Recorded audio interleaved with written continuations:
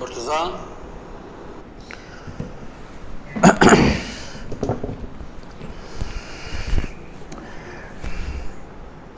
औज़ु बिल्लाहि समीइल अलीम मिनश्शैतानिर लईनिर रजीम बिस्मिल्लाहिर रहमानिर रहीम अल्हम्दुलिल्लाहिल्लज़ी अला फ़ी तवह्हुदिही व दना फ़ी तफ़र्रुदिही अल्लज़ी बअद फ़ला यरा व क़रब फ़शहिदन नजवा सुम्मा स्वलातु बैतिहिम तय्यबीन अत्ताहिरीन अलमासूमीन अलमुंतजबीन ला सिय्यमा अला बक़िय्यतिल्लाहि फ़िल अर्ज़ीन व हुज्जतिही अलल आलमीन वल्लअनुद्दाइमु अला अअदाइहिम व मुनकिरी फ़ज़ाइलिहिम व गासिबी हुक़ूक़िहिम अजमईन मिन यौम ज़ुल्मिहिम व ग़स्बिहिम व अदावतिहिम इला यौमिद्दीन बिस्मिल्लाहिर रहमानिर रहीम अल्लाहुम्मा कुल्लि वलिय्यिकल हुज्जत इब्निल हसन सलवातुका अलैहि व अला आबाइहि फ़ी हाज़िहि साअ व फ़ी कुल्लि साअ वलिय्यन व हाफ़िज़न व क़ाइदन व नासिरन व दलीलन व ऐनान हत्ता तुस्किनहु अर्ज़का तौअन व तुमत्तिअहु फ़ीहा तवीला अल्लाहुम्मा सल्लि अला मुहम्मद व आलि मुहम्मद अम्मा बाद फ़क़द क़ाल अल्लाहुल हकीम फ़ी किताबिहिल मुबीन बिस्मिल्लाहिर रहमानिर रहीम व वस्सैनल इंसाना बिवालिदैहि हमलतहु उम्मुहु वहनन अला वहनिन व फ़िसालुहु फ़ी आमैन अनिश्कुर ली व लिवालिदैक। एक सलवात पढ़ेंगे मोहम्मद व आले मोहम्मद पर। अल्लाहुम्मा सल्लि अला मुहम्मद व आले मोहम्मद व अज्जिल फ़रजहुम। अज़ीज़ गिरामी, मरहुमा हाफ़िज़ा बानो के इसाले सवाब के लिए इस लाइव मजलिस सदा का इनेकाद किया गया और इस दुआ के साथ हम अपनी गुफ्तगू का आगाज़ करते हैं कि परवरदिगार आलम माह मुबारक रमज़ान के इन अय्याम में हमारे आपके तमाम मरहूमीन को अपने जवार रहमत में जगह इनायत फरमाएँ इंशाअल्लाह और अपनी रहमत के साए पे रखे। परवरदिगार इनके गुनाहों की मग़फ़िरत हो और हम अपने इस दिन के लिए तैयार रहें जब हमारी मजलिस होगी, सोयम चहलुम बरसी पता नहीं। एक सलवा पढ़ देंगे मोहम्मद व आले मोहम्मद पर। अल्लाहुम्मा सल्लि अला मुहम्मद व आले मोहम्मद व अज्जिल फ़रजहुम। अज़ीज़ गिरामी क़द्र, मैं चूँकि आदी हूँ एक फ़िक़ही मसला बयान करने का हमेशा आगाज़ में, लिहाजा आज भी एक छोटा सा फ़िक़ही मसला आपज़ान की खिदमत में अर्ज़ कर दूँ। मसला चूँकि अय्याम ईद नज़दीक हैं तो सिर्फ़ एक 3-4 मिनट लूँगा एक मसला समझाने के लिए, मुमकिन है काम आए। वो ये कि हर साल जो है वो चाँद का मसला होता है ईद के हवाले से।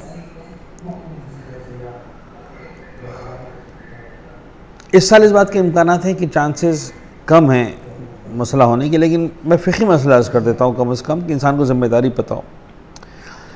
फ़िक़ही मसले के एतबार से ये बात याद रखें अज़ीज़ गिरामी कि जब 29 रमज़ान हो जाएगी, रात का आगाज़ हो जाएगा, तो बहरहाल चाहे रात को हम इफ्तार के 1 घंटे बाद की बात करें, 2 घंटे बाद की बात करें, 3 घंटे बाद की बात करें, 4 घंटे बाद की बात करें, सहरी से पहले पहले, किसी भी मोमिन की 3 में से एक कैफियत हो सकती है, चौथी चीज़ पॉसिबल नहीं है। पहली चीज़ जो पॉसिबल है वो ये कि आपको इत्मीनान हो गया कि हाँ चाँद नज़र आ गया है, इट्स वेरी गुड, आपकी ईद हो चुकी है, आप ईद मनाएंगे।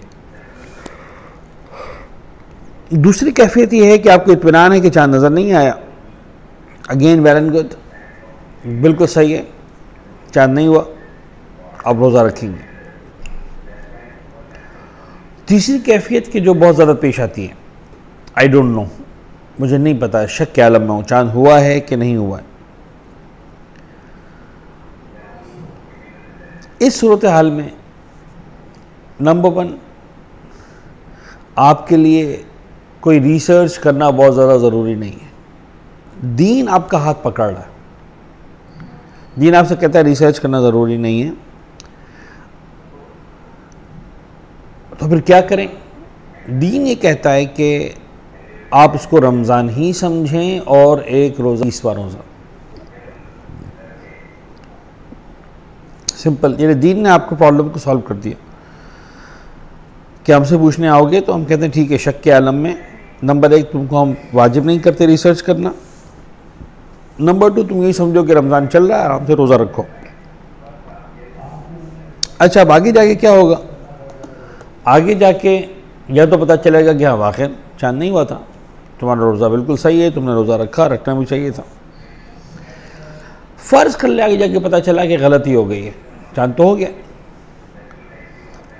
तो जिस मरहले पर भी इत्मीनान हो जाए कि चांद हो गया, दीन कह गया ठीक है, तुमने अब तक रोज़ा रखा, तुम गुनाहगार नहीं हो, हम नहीं कहा था रोज़ा रखने का, लेकिन अब तुम्हें इत्मीनान हो गया है तो रोज़ा खोल दो, अब तुम्हारी ईद हो गई है। तो दीन के हिसाब से मसला बड़ा सिंपल है। हाँ, मोमिन डिस्टर्ब होते हैं, इसमें अंदाज़ा है मुझे, और मैं ये अर्ज़ करूँगा ऐसे मौके पर कि ऐसे मौके पर हमें खुदा की बारगाह में वाकई फ़रियाद करनी चाहिए कि पालने वाले ज़माने के इमाम का ज़हूर कर दे।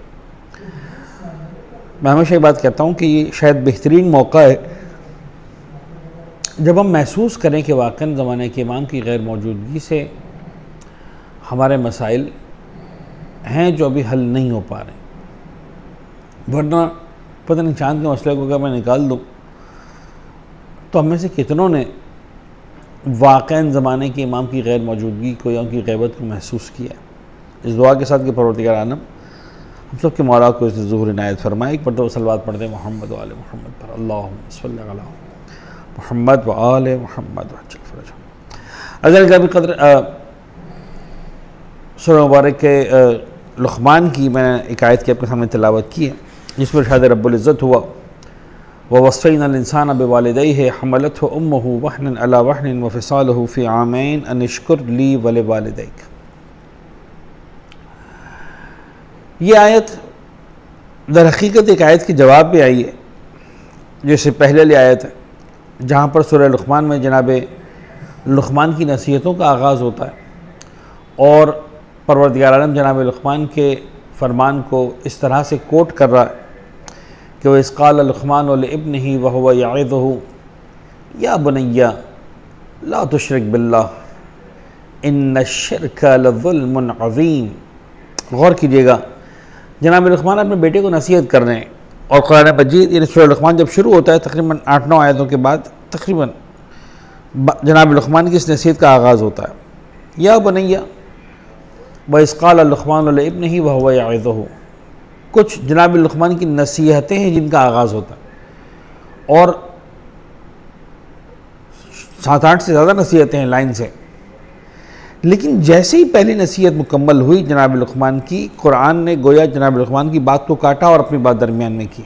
ये बड़ी इंपॉर्टेंट है, ये प्लेसमेंट सारी। जनाब लुक़मान की नसीहत क्या है? बिस्मिल्लाहिर्रहमानिर्रहीम। या बुनय्या व इसक़ाल लुक़मान लिब्निही व हुवा यइज़ुहु। याद करो हबीब उस वक्त को जब जनाब लुक़मान अपने बेटे से फरमा रहे थे व हुवा यइज़ुहु, और ये फरमाना मौइज़ा था, नसीहत था, समझा रहे थे। क्या समझा रहे थे? या बुनय्या ला तुश्रिक बिल्लाह, ए मेरे लाल देखो कभी भी ज़ाते रुबूबियत में शिरक मत करना। इन्न शिरका लज़ुल्मुन अज़ीम, मेरे लाल याद रखना कि खुदा की ज़ात में शिरक करना ज़ुल्म अज़ीम है। अच्छा, एक नुक्ता बड़ा इंपॉर्टेंट है यहाँ पर बात को आगे बढ़ाने से पहले, और वो ये कि असल में ऐसा लग रहा है कि तरबियत की जिम्मेदारी कुरान बाप को दे रहा है। माँ तो है ही।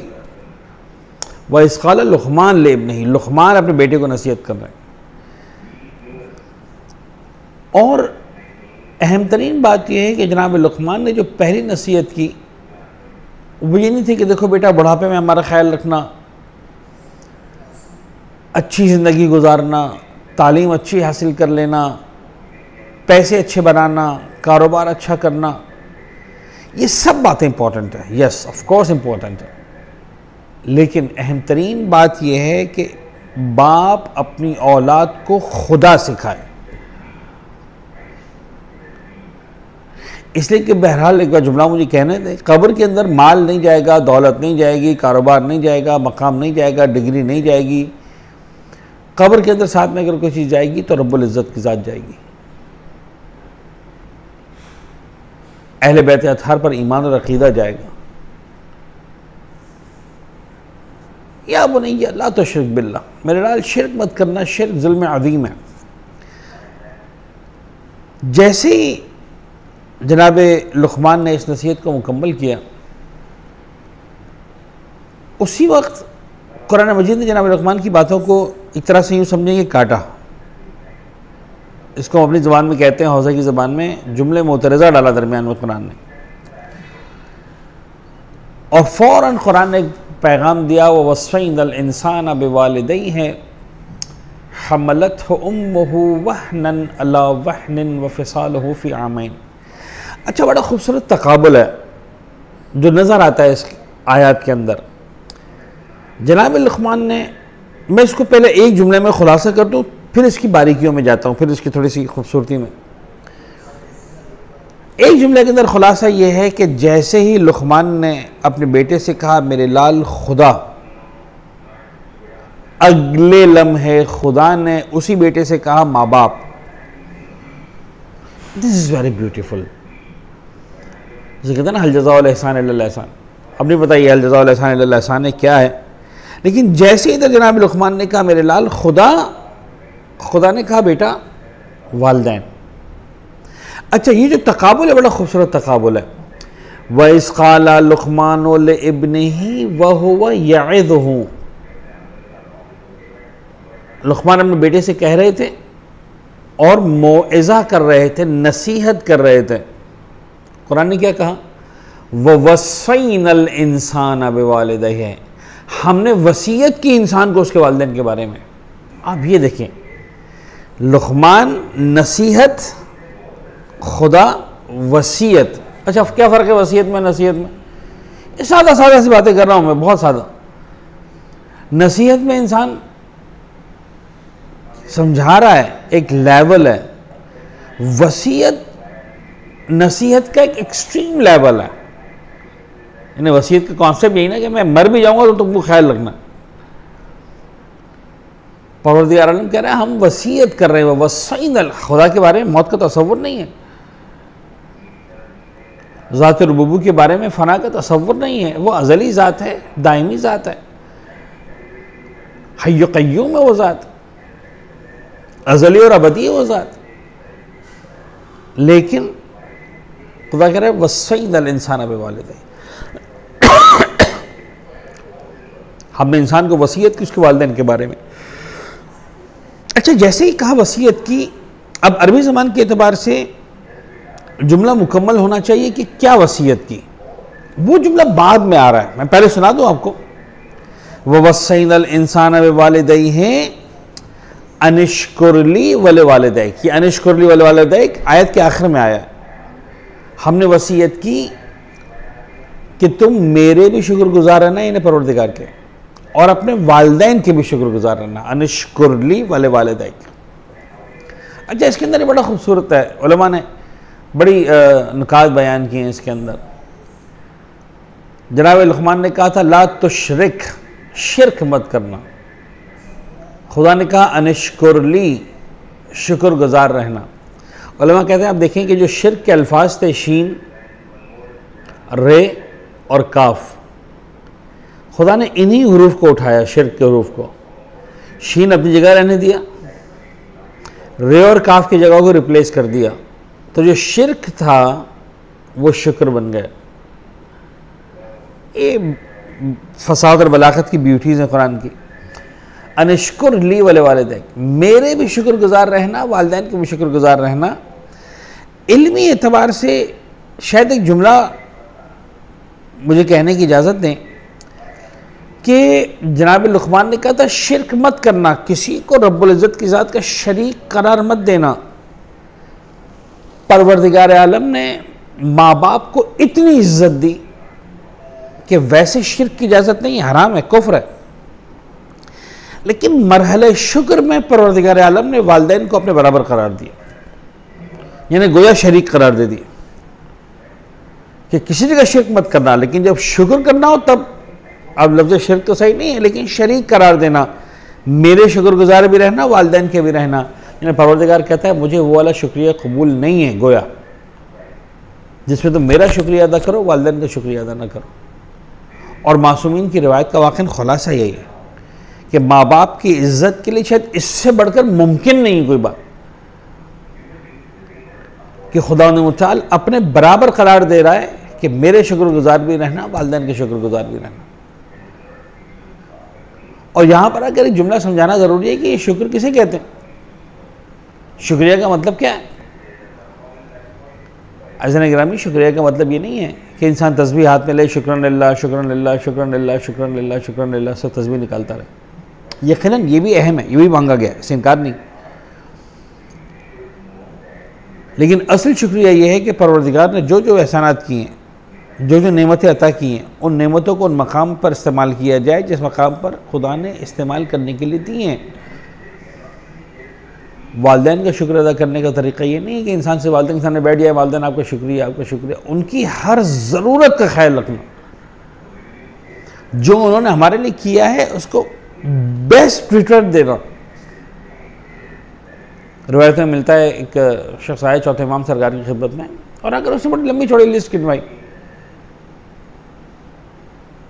फर्जंद रसूल में अपनी माँ की ये खिदमत करता हूँ, ये खिदमत कर, ओ बड़ी लंबी चौड़ी खिदमत, जो खुलासा मुझे याद है आपके सामने पेश कर रहा हूँ मैं। उसका पता नहीं, ग़िज़ा का इंतज़ाम, कपड़ों का इंतज़ाम, रहने सहने का इंतज़ाम, उसकी बीमारी वगैरह का, हर मकाम पर हर एतबार से मैं उसका साथ देता हूँ, हर एतबार से उसका ख्याल रखता हूँ। मौला भी उसको जो है वो शाबाश देते रहे, शाबाश शाबाश शाबाश शाबाश। और उसने इतना गिनवाया जितना एक शायद आम इंसान दुनिया में कर नहीं सकता वालिदैन के लिए। जब वो सब कुछ गिनवा चुका तो आखिर में उसने कहा कि यार फर्जंद रसूल एक बात बताइए, मैंने अपनी माँ का हक़ अदा कर दिया। इमाम ने नाराज़गी का इज़हार किया, कहा दादान कैसी बात करता, माँ का हक़ अदा तो सिर्फ उसे एक लम्हे की तकलीफ़ का अब तक हिसाब नहीं कर सका है जो तेरी माँ ने तुझे जन्म देते हुए बर्दाश्त की थी। क्या बात कर रहा, माँ की तकालीफ़ का हक़ अदा करना सारी ज़िंदगी। तो एक तरफ एक मरहले का इंसान जो है वो उसका इजाला नहीं, उसका इन्हें बदल नहीं ला सकता, उसका जवाब नहीं दे सकता, आसान नहीं। लेकिन यहाँ पर मुझे आयतों को मुकम्मल कर लूँ। वह वस्फ़ैनल इंसान बिवालिदैहि हमलत हो उम्मुहु वहनन अला वहनिन, ये एक जुमला दरमियान में। वह फ़िसालुहु फ़ी आमैन, दूसरा जुमला। फिर है अनिश्कुर ली वले वालिदैक, यानी गोया जनाब लुक़मान की बात पहले काटी कुरान ने और अपनी बात शुरू की वह वस्फ़ैनल इंसान बिवालिदैहि। फिर क्या वसीयत की, खुद अपनी बात काटी मज़ीद कुरान ने, और दरमियान में एक और जुमला डाला, दो जुमला और डाले, हमलत उम्मुहु वहनन अला वहनिन। देखो तो सही, इसकी माँ इसको दर्द पर दर्द, वहनन अला वहनिन, तकलीफ़ पर तकलीफ़ उठा के, हमलत हो हमल करके, हामिला बन के उठा के फिरती रही। आसान नहीं है। 9 महीने तक गोया मुसलसल सोना, जागना, उठना, बैठना, खाना पीना, हर मरहले पर माँ इस औलाद को अपने शिकम में परवान चढ़ाती। हमलत उम्मुहु वहनन अला वहनिन, कुरान ने इसको रिकग्नाइज किया है, इस मरहले को।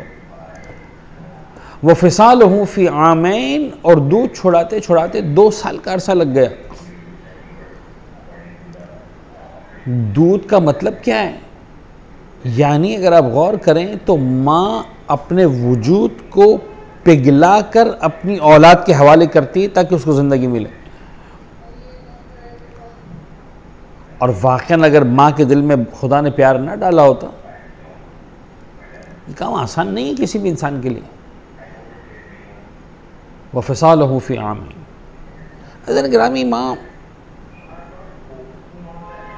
एक अलग ही इज़्ज़त है, ऐसा लगता है अहले बैत अतहार की निगाहों में, रब्बुल इज़्ज़त की निगाहों में, पैगम्बर अकरम की निगाहों में। एक शख्स आया अल्लाह के रसूल की खिदमत में, बड़े अजीब है रिवायत वाक़ई, और आकर कहने लगा फर्ज या रसूल अल्लाह, मैं बड़ा गुनाहगार हूँ, मैंने हर तरह का गुनाह किया, जो मौका मिला मैंने गुनाह किया, नहीं छोड़ा कुछ भी। अब मैं जुमले की तफसील में नहीं जाना चाह रहा, वजाहत में नहीं जाना चाह रहा, हाँ इतना ज़रूर समझाना चाह रहा हूँ कि ये जो मंजिल होती है ये आसान नहीं होती किसी भी शख्स के लिए, कि किसी के सामने जाकर सरेंडर कर जाना, मुकम्मल अपने गुनाहों का इकरार करना। अभी पता नहीं ज़िंदगी भर के गुनाह के बाद मुझे ऐसा लगता है कि शायद ये आसान नहीं था ये मरहला भी। इंसान कितना सोचेगा, कितना परेशान होगा, और उसके बाद जाकर इंसान ये फैसला करेगा कि ठीक है, मुझे रब्बुल इज़्ज़त की बात, मुझे अल्लाह के रसूल के पास जाना है। लेकिन परेशान भी होगा, पता नहीं अल्लाह के रसूल क्या करेंगे, डांटेंगे, गुस्सा करेंगे, जहन्नमी है तू, इसलिए कि बहुत बड़ा गुनाहगार है। लेकिन वो हिम्मत करके रहमतुल आलमीन नबी की बारगाह में आ गया, या रसूल अल्लाह मैंने बहुत गुनाह किए, हर तरह का गुनाह किए। कुछ लोग तो ज़िंदगी में बिल्कुल परवाह नहीं करते। अल्लाह के रसूल ने उसको देखा एक मरतबा, और देखने के बाद एक ही सवाल पूछा, ये है तबीब इंसानियत, यह है रहमतुल आलमीन नबी। कुछ नहीं पूछा तूने कौन कौन से गुनाह किए हैं, क्या गुनाह किए हैं। आ गया है माफ़ी मांगने के लिए, अब क्या पूछना। अल्लाह के रसूल ने एक ही बात पूछी, क्या एक शख्स बात बता, तेरे माँ बाप में से कोई जिंदा है? कहने लगा या रसूल अल्लाह मेरा बाप जिंदा है, मेरी माँ का इंतकाल हो गया। अल्लाह के रसूल ने कहा जा और जाकर बाप की खिदमत कर। एक जुमला फ़ारसी में कहते हैं दरखान अगर कसस एक हर्फ बसस, एक हर्फ काफ़ी है। यानी गोया अल्लाह के रसूल ने बताया कि बाप की खिदमत बड़े बड़े गुनाहों का कफ़ारा, बड़े बड़े गुनाहों का कफ़ारा।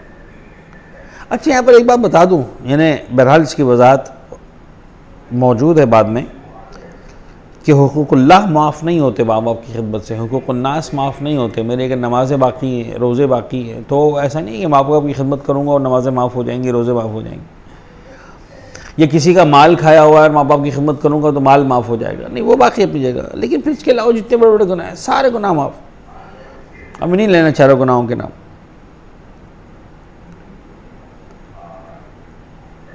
पता नहीं क्या सोच के आया होगा वो, कि अल्लाह के रसूल पता नहीं कितने कफ़ारे बताएंगे, कितने ज़िक्र बताएंगे, डांटेंगे, कि कुछ नहीं, 2 मिनट मामला ख़त्म। उसके हिसाब से ज़िंदगी भर का मामला लेकर आया था अल्लाह के रसूल ने, इसको एक तरह से गोया यूँ समझे कि 1 मिनट के अंदर फारिग करके भेज दिया, जा भाई खुदा हाफ़िज़। वो उठ के जाने लगा। जब इतना दूर चला गया कि अब पैगम्बर की आवाज़ उस तक नहीं पहुंच सकती थी। जो शख्स, जो सहाबी बैठा था, जिसने सारा मंजर देखा और जिसने इस रिवायत को कोट किया, जिसको रावी कहते हैं, रिवायत करने वाला रावी कहता है कि जब वो शख्स इतना दूर चला गया कि अब पैगम्बर की आवाज़ उस तक नहीं पहुंच सकती थी, उस वक्त पैगम्बर की ज़बान पर एक जुमला आया। ये अजीब है, और वो जुमला ये था कि काश इसकी माँ जिंदा होती, काश। यानी गोया अल्लाह के रसूल फरमा रहे हैं कि बाप की खिदमत से भी इसके बड़े बड़े गुनाहों का कफ़ारा हो जाएगा। लेकिन अगर माँ जिंदा होती और माँ की खिदमत करती, और जल्दी हो जाता, और जल्दी हो जाता। रिवायत मिलती है कि जनाब मूसा जब अपनी माज़र गिरामी के इंतकाल के बाद कोई तूर पर गए रब्बुल इज़्ज़त से राज़ नियाज़ करने के लिए, बात करने के लिए, तब जाहिर सी बात है माँ का जनाजा उठाना आसान नहीं है। जिन्होंने अपनी माँ के जनाजे को उठाया वो इस बात को जानते हैं, ये बड़ा मुश्किल मरहला होता है, वाकई सख्त होता है। इंसान को लगता है पैरों से ज़मीन निकल गई, दुनिया अंधेरी हो गई। तब मूसा जैसा नबी माँ की अज़मत, इज़्ज़त करने वाला, समझाने वाला सारी दुनिया को, कितना महसूस कर रहे होंगे। जब गए माँ के इंतकाल के बाद कोहे तूर पर खुदा से बात करने के लिए, कलीमुल्लाह खुदा से बातचीत किया करते थे। उलमा बयान करते हैं, बुजुर्गान बयान करते हैं, पहला जुमला जो खुदा ने कहा, जिन्हें खुदा की तरफ से जो आवाज़ आई, मूसा संभल के बात करना। आज पीछे से दुआ देने वाली माँ नहीं रही। अल्लाह अकबर। यानी मुझे ऐसा लगता है कि जब जनाब मूसा आते थे, कोहे तूर के लिए घर से निकलते थे, तो पीछे से माँ मुसल्ला बिछा के बैठ जाती होगी, दुआ करती होगी, पालने वाले मेरा मूसा नादान है, कोई बात ऐसी ऐसी कर ले, मेरे बाबू तू दरगुजर करना। और क्या लाड उठाएं जनाब मूसा के परवरदिगार आलम ने। परवरदिगार की तरफ से जुमला आ रहा है, मूसा अब पीछे दुआ देने वाली माँ नहीं रही। यानी गोया इस समझ में आ रहा है कि मूसा नबी जैसे मूसा नबी भी अपनी माँ की दुआ के मोहताज हैं, बेनियाज नहीं हैं। मेरे रब की औकात क्या है? मेरे रब की औकात क्या है?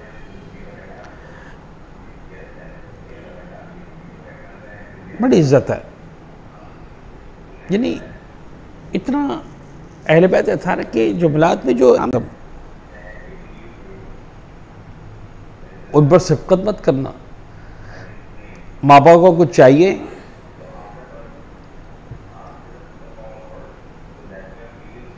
तो माँ बाप का हाथ यूँ मत होने देना। हालांकि माँ बाप ले रहे हैं तुमसे, उनका हाथ यूँ नहीं होना चाहिए। जब माँ बाप की खिदमत में कोई चीज़ तोहफ़ा पेश करो, अपने हाथों को यूँ रख के पेश करो, ताकि देने के बावजूद तुम्हारा हाथ नीचे हो और लेने के बावजूद उनका हाथ ऊपर हो। इतने बारीकी से आदाब से कर। वरना आप कहते हैं ना कि लेने वाला हाथ नीचे होता है, देने वाला हाथ ऊपर होता है। कहनी माँ बाप को देना है, तुम्हारा हाथ नीचे होना चाहिए, माँ बाप का हाथ लेते वक्त भी ऊपर होना चाहिए। जनाब मूसा का ये किस्सा मिलता है कि जनाब मूसा ने एक मरतबा परवरदिगार से अर्ज़ की कि पालने वाले माबूद, मैं चाहता हूँ मुझे पता चले जन्नत में मेरा पड़ोसी कौन है। खुदा की तरफ से जवाब आया, फना शख्स है, कसाई है, जन्नत में तुम्हारे पड़ोसी जो है वो फरा कसाई।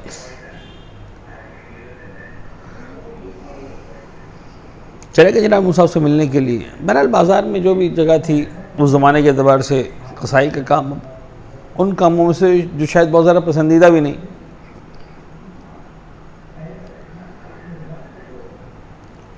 अब वो कसाई का काम कर रहा है, लोग आ रहे हैं, गोश्त खरीद रहे हैं, ठीक है, आदाब का ख्याल रख रहा है, बिस्मिल्लाह जो भी, अल्लाह अकबर हर सौदे पर, ठीक है।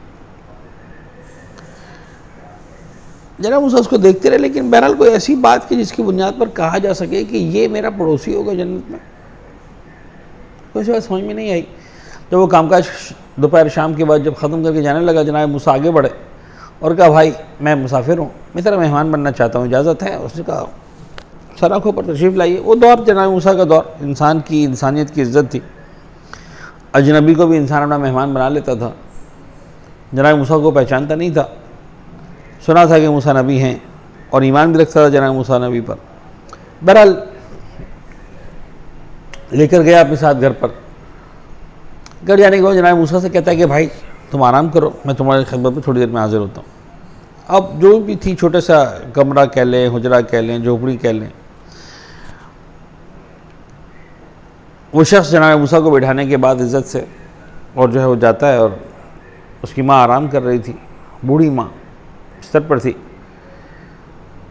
उठ भी नहीं पा रही थी। इसने गोया जिस तरह बच्चों को उठाया जाता है उस तरह से उठाया, बिठाया, उसके साथ बातें की, फिर उसका मुंह धुलाया, उसके बहुत सारे काम को अंजाम दिया, ग़िज़ा पकाई, खाना पका के जिससे बातें करता रहा, फिर जिस तरह माँ बाप बच्चों को चबा के खिलाते हैं इस तरह बाकायदा से ग़िज़ा खिलाई, सब कुछ किया। और सारे के बाद वो माँ बेचारी अपाहज माँ, लाचार माँ, कुछ कर नहीं पा रही, ये सब कुछ कर रहा है और सारे हल्की हल्की बातें। सब कुछ करने के बाद आखिर में इसने माँ से कहा कि माँ मगर मेहमान है आज, ऐसा है मैं आपको जो है वो अपने मकाम पर लिटा देता हूँ। उसने अपनी माँ को दोबारा जो है वो अपने मकाम पर लिटाया और जनाब मूसा के पास आने लगा।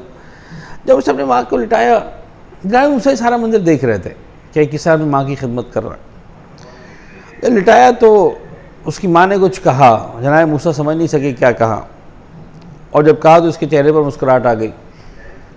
इस बेटे के चेहरे पर जो कसाई था, मुस्कुराया और खैर मुस्कुरा के माँ को खुदाफिज़ी करके जनाब मूसा के पास आया। हाँ भाई, मैं अब आपकी खिदमत में हाज़िर हूँ, जो गज़ा का इंतज़ाम है। जनाब मूसा ने अहवाल पूछा, ये कौन है, क्या है? कहा मेरी माँ है, मैं गरीब आदमी हूँ, शादी नहीं कर पा रहा हूँ, ना कोई ग़ुलाम और कनीज़ अफोर्ड कर सकता हूँ, लिहाजा सारी माँ की खिदमत मुझे खुद करना पड़ती है। सारी बातें नॉर्मल थी।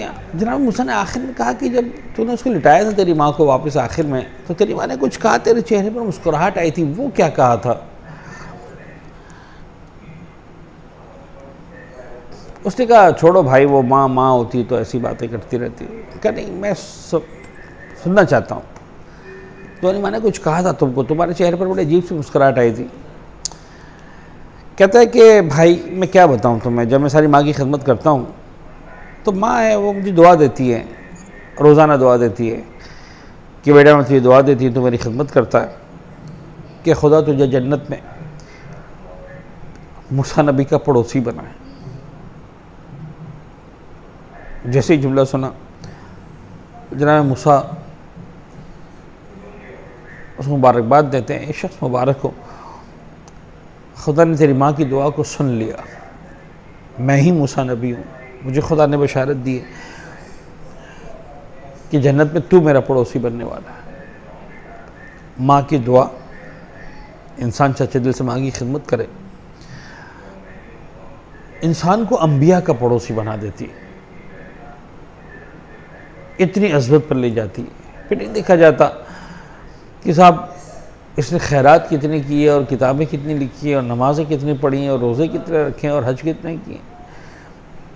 माँ की दुआ इंसान को कहाँ से कहाँ पहुँचा देती है। मैं एक अलग जुमला ज़रूर कहना चाहूँगा, जब भी मैंने मजलिस पढ़ी है इस तरह से माँ के उन्वान पर, बाप के उन्वान पर, तो मेरे पास ज़रूर कुछ लोग आए कि, और इस तरह का जुमला बड़ा कॉमन मिलता है, मौलाना मैं क्या बताऊँ, हमारी माँ का बहुत पहले इंतकाल हो गया, हम जवान थे, माँ चिल्लाती थी, बहुत सारी बातें करती थी, हम उसको इग्नोर कर, जवानी होती है, जवानी में इंसान दिल में इज़्ज़त करे भी तो बहरहाल बहुत सारी बातों को इग्नोर कर जाता है।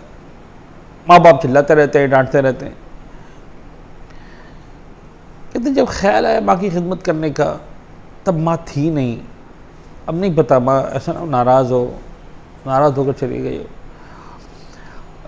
ये सवाल बहुत से लोग पूछते हैं, या इवन ये भी कि हमने माँ को नाराज़ करके रखा था, बहुत डांटती थी, माँ हमसे बहुत नाराज़ रहती थी, आज ख्याल आता है कि माँ को परेशान किया, क्या करें। इमाम ने जुमला फरमाया, ज़ाहिरन 5 इमाम मोहम्मद बाक़िर की रिवायत है, बड़ी अजीब रिवायत है। इमाम फरमाते हैं कि अलैहिस्सलातु वस्सलाम, इमाम फरमाते हैं कि बाज़ औक़ात माँ बाप इंसान से राज़ी होते हैं, इस दुनिया से जाने के बाद नाराज़ हो जाते हैं, और बाज़ औक़ात इस दुनिया से जाते वक्त नाराज़ होते हैं, जाने के बाद राज़ी हो जाते हैं। जिनके वालिदैन उनसे राज़ी थे, भुला ना दें अपने माँ बाप को, उनकी कब्र पे जाना ना छोड़ दें, उनके लिए दुआएं करना ना छोड़ दें, उनके लिए इसाले सवाब करना ना छोड़ दें। बाज़ औक़ात राज़ी माँ बाप नाराज़ हो जाते हैं, और दूसरी तरफ से घबराने की ज़रूरत नहीं है, बाज़ औक़ात नाराज़ भी होकर गए। इंसान नेकी करे, जब ख्याल आया, जब एहसास हो गया, जो छोटी मोटी नेकी कर सकता है, बाला हुसैन की ज़ियारत पढ़ दें उनकी तरफ से 1 मरतबा, 2 रकअत नमाज़ पढ़ दें, रोज़ा रख लें, कुरान की तिलावत कर लें, दुआ पढ़ लें, किसी गरीब को खाना खिला दें, किसी बच्चे की तालीम का इंतज़ाम कर दें, किसी बीमार का इलाज कर दें, जो नेकी छोटी मोटी हो सकती है, किसी को ज़ियारत पे भेज दें, मजलिस का इंतज़ाम करवा लें। इतना ख्याल रखें, इतना इसाले सवाब करें, माँ राज़ी हो जाती है, बाप राज़ी हो जाते हैं। बज़न ग्रामी मैंने गुफ्तगू को मुकम्मल किया। रमज़ान का महीना है, बतौर ख़ास माँ के इन्वान पर गुफ्तगू करने की बात हुई थी। मैंने आपके सामने सारी गुफ्तगू को पेश किया। मैं ये जुमला कहता हूँ, माँ वो होती है कि जो अपना सब कुछ कुर्बान कर देती है अपनी औलाद के लिए, और वो सिर्फ ही चाहती है कि बस मेरा बच्चा, मेरी औलाद जो है वो सुकून से रहे। मैं एक जुमला कहता हूँ अक्सर, जो लम्हा पढ़ते हैं, दुनिया की हर माँ अपनी औलाद के लिए आसाइश चाहती है, आराम चाहती है, सुकून चाहती है। कायनात में एक माँ ऐसी मिली जो अपने हुसैन का कफन सीती थी, सीती जाती थी, रोती जाती थी और कहती थी, ज़ैनब जब तेरा हुसैन रुखसत आखिर के लिए आए, मेरे हुसैन को एक कुर्ता पहना देना। करबला वालों की माएँ, करबला वाले हुसैन की माँ को देखो, अपने हाथों से हमने कफन सिया। बज़न ग्रामी, मैं कैसे अर्ज़ करूं, जब आशूर का दिन आया, उलमा बयान करते हैं, अल्लामा तालिब जौहरी साहब इस रवायत को बड़े अजीब तरीके से पढ़ा करते थे। फरमाते थे जब सारी शहादतें हो गई तो मौला हुसैन जनाब फ़िज़ा से कहते हैं, फ़िज़ा तबरुकात के संदूक से वो पुराना कुर्ता तो निकाल के लाना, लेकिन देख फ़िज़ा मेरी बहन ज़ैनब को ना खबर होने पाए। शहादतें हो चुकी हैं, बचा कोई नहीं है। जनाब फ़िज़ा उस गम के आलम में जाती हैं, तबरुकात के संदूक को खोलती हैं, वो कुर्ता निकालती हैं, अबा के दामन में छुपा कर लेकर जाना चाह रही हैं। जनाब ज़ैनब की नज़र पड़ गई, और जब जनाब फ़िज़ा ने गोया छुपाना चाहा तो जनाब ज़ैनब ने तड़प कर कहा, फ़िज़ा तुझे मेरी माँ ज़हरा क्या की कसम बता दे क्या लेकर जा रही है। जनाब फ़िज़ा ने अबा के दामन को खोल दिया, शहज़ादी कुछ लेकर नहीं जा रही, मौला हुसैन ने कुर्ता मंगवाया वो लेकर जा रही। जैसे ज़ैनब ने देखा, रोकर कहने लगी, फ़िज़ा मेरे भाई ने कुर्ता नहीं मांगा, अपना कफन मंगवाया, ये कुर्ता मैं अपने हाथों से पहनाऊंगी। जाकर शहज़ादी कौनैन ने जनाब ज़ैनब ने कुर्ता अपने भाई को पहनाया। बस मैं ख़त्म कर रहा हूँ। बज़न ग्रामी, अजीब है, फ़ातिमा ज़हरा की ये ख्वाहिश पूरी ना हो सकी जब शाम के ज़िंदान से लौट कर ज़ैनब आई है मदीना मुनव्वरा पर।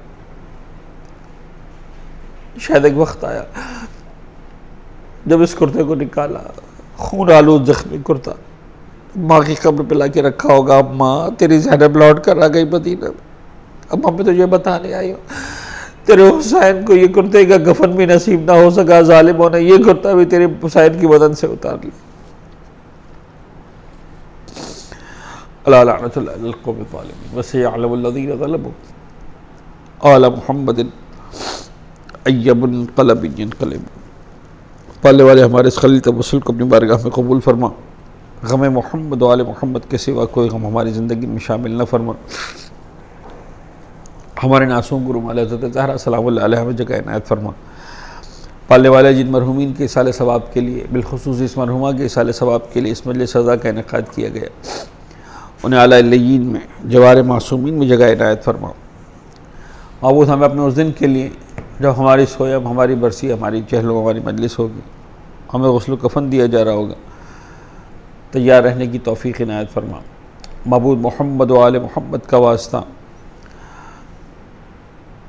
हमारे मरहूमीन के तमाम गुनाह कबीरा और सग़ीरा की मग़फ़िरत फरमा। बिलखुसूस मरहुमा के साले गुनाह कबीरा और सग़ीरा की मग़फ़िरत फरमा। उनको आला इल्लियीन में जगह इनायत फरमा। लवाहिक़ीन को सब्र जमील इनायत फरमा। पसमानदगान को, वरसा को अपने मरहूमीन के लिए बेहतरीन इसाले सवाब करने की तौफ़ीक़ इनायत फरमा। हम सब के रिज़्क़ हलाल व तय्यब में कसरत व बरकत व वसअत इनायत फरमा। मखरूज़ों के कर्ज़ को ग़ैब से अदा फरमा। बीमारों को शफा इनायत फरमा। बिलखुसूस इस कोविड की बीमारी, इस तरह की मजालिस हो रही, पालने वाले दिल चाहता है सुकून के साथ बैठ कर ज़िक्र मोहम्मद वाले मोहम्मद हो। पूरे आलम इंसानियत को इस बीमारी से, इस नहीं पता बीमारी है, वबा है, साजिश है, आफत है, पर जो भी है, इस मुसीबत से निजात इनायत फरमा। मोहम्मद वाले मोहम्मद का वास्ता।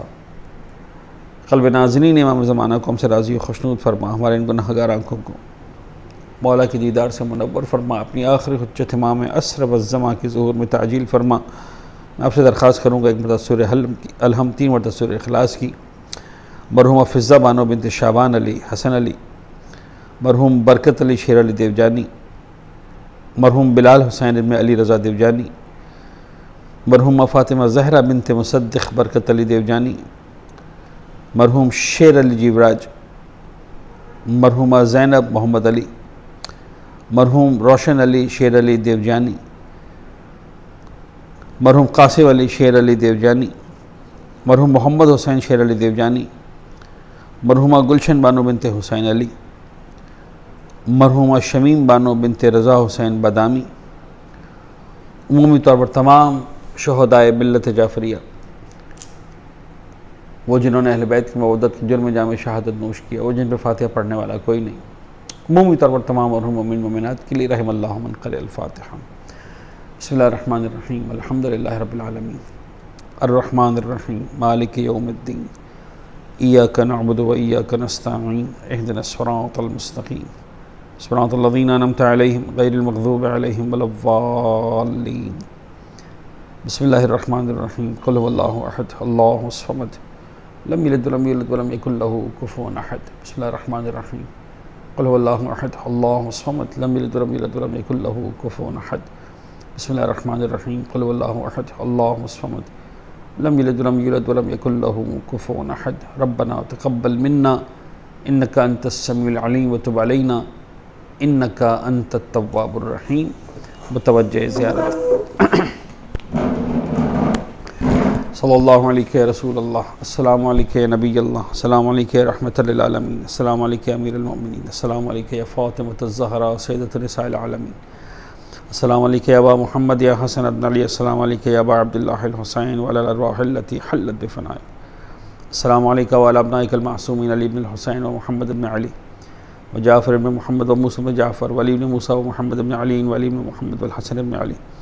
अस्सलामु अलैका या मौलाना या साहिबल असर वल ज़मान या शरीकल क़ुरान या मावल इंस वल जान, सय्यदी अज्जलल्लाहु तआला फ़रजक व सख़्ख़लल्लाहु तआला मख़रजक व ज़ुहूरक व रहमतुल्लाहि व बरकातुहू। अल्लाहुम्मा सल्लि अला मुहम्मद व आलि मुहम्मद।